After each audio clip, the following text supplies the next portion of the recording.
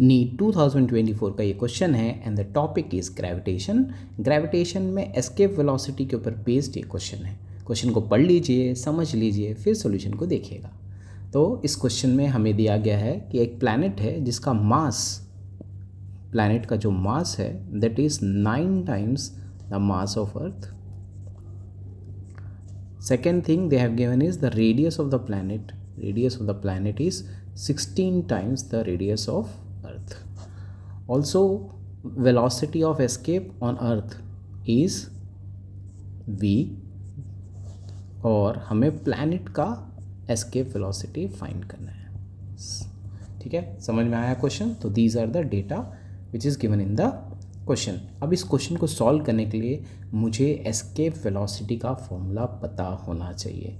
ठीक है, तो सबसे पहले हम एस्केप वेलोसिटी का फॉर्मूला देखेंगे और उसे याद करेंगे। तो एस्केप वेलोसिटी का जो फॉर्मूला होता है V E is given by root of G M by are.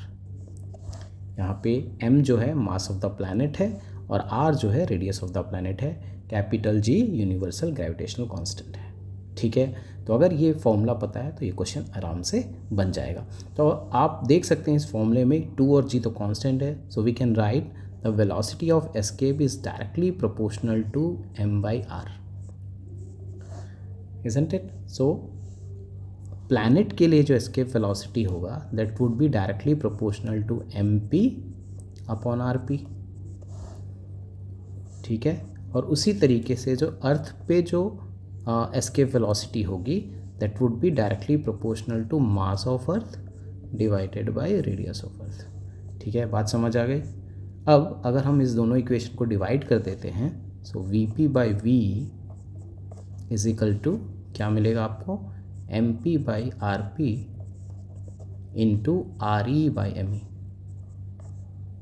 ठीक है, जब इसको डिवाइड करेंगे तो आर ई आपका न्यूमरेटर में आ जाएगा। Now if you put the values in terms of the mass of earth and radius of earth, planet का जो मास और रेडियस है वो अर्थ के बेसिस पे दिया हुआ है, अगर हम उसकी वैल्यू रख दें तो एम पी की वैल्यू कितनी थी? 9 एम ई थी और आर पी जो था वो 16 आर ई था। ठीक है, ये वैल्यूज़ हम यहाँ रख देते हैं।